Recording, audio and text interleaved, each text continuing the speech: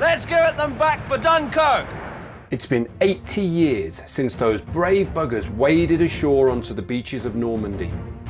The 6th of June 1944 is a day that will always be remembered by those of us with a passion for British military history.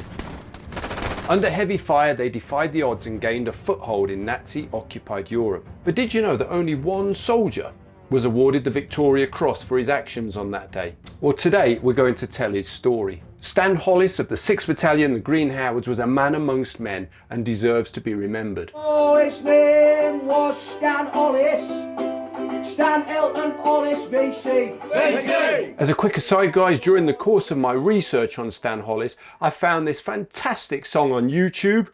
It's on the channel by Tony Archer. Give it a view, look it up. I would love to see this song go to #1. It's brilliant. Oh, Sergeant Major Stan Hollis.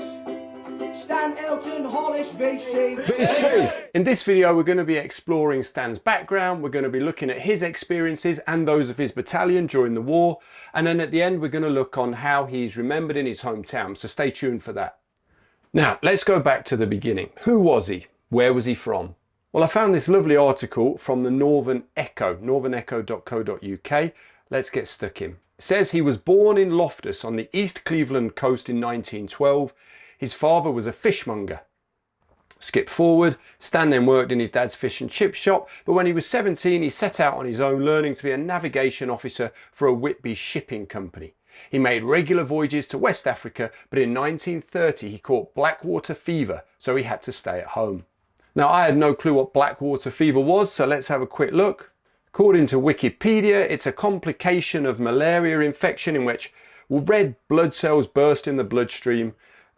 Anyway, very technical, but clearly very unpleasant. After returning to Britain, he got married, had kids and became a lorry driver, so things were looking pretty normal. But then a certain Mr. Hitler had other ideas. On June 6, 1944, the most significant amphibious operation the world has ever witnessed got underway. So, if like me you're fascinated by D-Day and the Second World War in general, you're going to love the game World of Warships. As you know, I'm more of a landlubber. Jack Tars generally aren't my thing.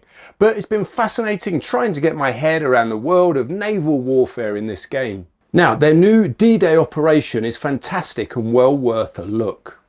You can join the battle and follow in the footsteps of the heroes of D-Day as we commemorate the 80th anniversary of one of history's most important moments. In the game, you can take part in operations inspired by the real events of Normandy. You'll be able to clear the coast of enemy combat units, disable their air defence towers, destroy minefields, and generally just be hard as nails. Whew, exhausting stuff, but if you've still got energy left, there's lots more operations you can do. If you're a bit like me, you probably get bored easily, but never fear, because the game is constantly evolving. You can expect new content every month, including collaborations with other games, new missions and battle passes. It'll definitely keep you on your toes. It's a fun, free-to-play, team-based shooter with more than 650 historical ships available to play, spread across 13 different nations, including my own, the UK, and of course the USA. So if you want to give it a try and support this channel, Redcoat History, at the same time, then click on the link in the description below. When you do so, you'll get bags of freebies worth up to €25. In real money, that's about £21. Stan decided to join up. He joined the Territorial Army, the Green Howards. The Green Howards were a Yorkshire regiment, an illustrious one that had been formed in 1688 and fought across the globe. Now, Stan's unit weren't fully trained and things soon got very serious for them. greenhowards.org.uk has a really good article. In fact, it's got lots of good articles, so I highly recommend looking it up. It says the Green Howards 6th and 7th Territorial Battalions are sent out to France in April 1940. These soldiers are very inexperienced and are only sent to France to help construct aerodromes. They're not equipped for fighting, and it's expected that they'll return to England in June to complete their training. But things didn't go to plan. Quick! Get out of here! Come on, quick!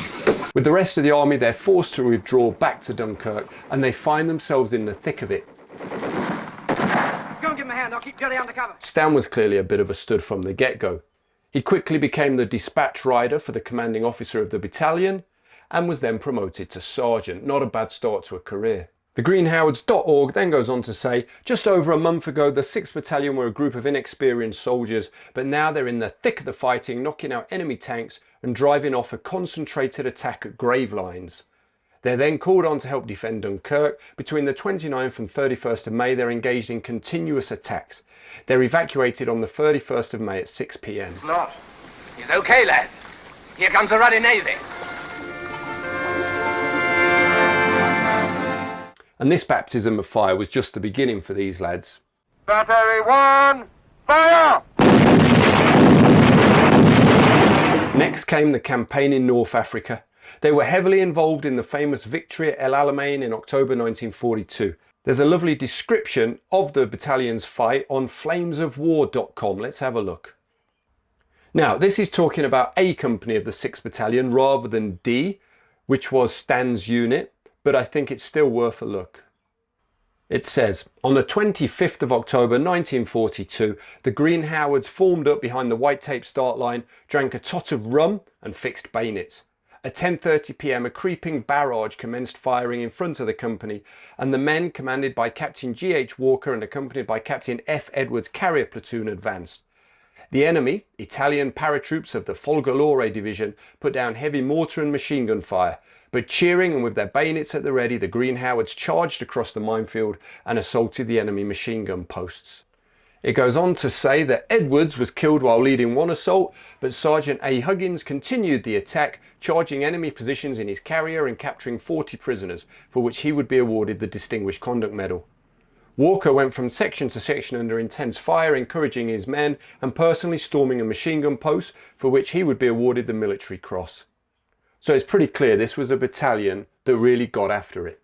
They're part of the 50th Northumbrian Division, a division that's fast becoming seen as an experienced and elite unit. During the fighting in North Africa, Hollis was wounded, but he was able to persevere. So what sort of man was he? Well, here's a short clip from the World War II podcast. It's an interview with Steve Erskine from the Green Howards Museum. Let's have a little listen. He's a very capable NCO that has that wonderful ability to be respected by men who are serving under him and men who he is serving above him. He's an older soldier as well at this point. He is, yeah, he's an older man, so he's a bit sort of granddad to an awful lot of young lads. Gives you a certain level of authority. He does, yeah, and again, he's been through a number of things up to this point. After the German Afrika Korps and their Italian allies were finally pushed out of North Africa, the lads were once more at the forefront. This time they were heavily involved in the invasions of Sicily and then mainland Italy. But the 50th Division was seen as a safe pair of hands. These were experienced veterans. And Montgomery himself requested that the division return to Britain to take part in the upcoming D-Day landings, Operation Overlord. That must have been a bit of a mixed blessing for the guys. Nice to be recognised for how good you were as a unit, but at the same time there must have been a feeling of, we've done our bit, can't somebody else take their share now? But anyway, somebody had to be first ashore, and of course it was these lads. They were ready to lead the assault onto Gold Beach on the 6th of June 1944. It was a big ask against the very well dug-in German enemy. Now in 2014, the 70th anniversary of D-Day, I was lucky enough to get to land on the beaches from a landing craft sent out from HMS Bulwark. And then I also spent time with Durham Light Infantry veteran Tony Colgan. Here's a short clip from the film I made with him and his grandson. He's 27, he's 19. Yeah. It's just amazing, it's just extraordinary that they... They've not had a life. No, yeah, they didn't have a life. Yeah. It says underneath, look, tell England ye who pass his monument, he died for England and here he rests content.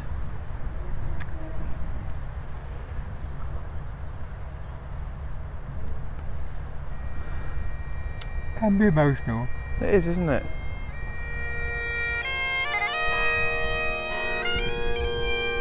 Tony was an amazing man. He sadly passed away now, but it was a real pleasure to meet him.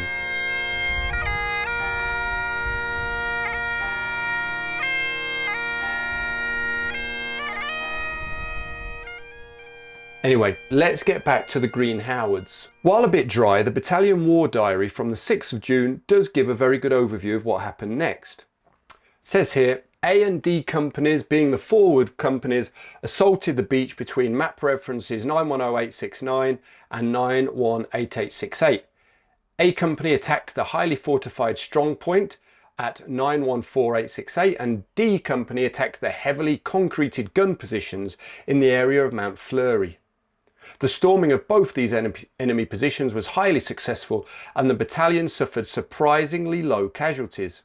So one of the reasons they were able to suffer fairly light casualties, relatively speaking, was because of the amazing work of Stan Hollis and his lads. Here's a cracking article from history.co.uk. It says, as the firefight commenced, Stanley didn't take cover. Instead, he ran at the structure, his own gun blazing, slapping in a new magazine as he reached the enemy. As he later described the moment, I rushed at it, spraying it hosepipe fashion. They fired back at me and they missed. I don't know whether they were more panic-stricken than me, but they must have been. He threw a grenade into the building, waited for the explosion, then kicked the door down to take the surviving Germans prisoner.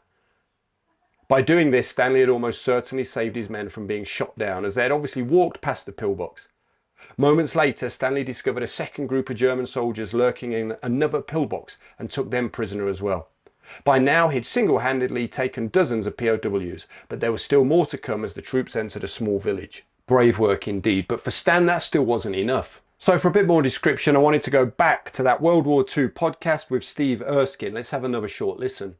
Later in the day, at the village of Crepon. If that wasn't enough. If that isn't enough, he's tipped off that there's a German field gun in an orchard rhubarb patch in a farmhouse. He goes down, he attacks it with a piat. Surprise, surprise, the round falls short.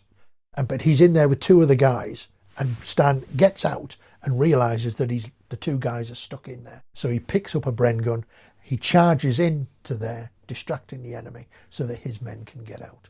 So the citation for his VC is quite a long one. So what we'll do, let's pick it up as we get to that incident at the village of Crepon. It says here, the company encountered a field gun and a crew armed with Spandaus. They're the belt-fed machine guns the Germans used, the MG42 I think it was.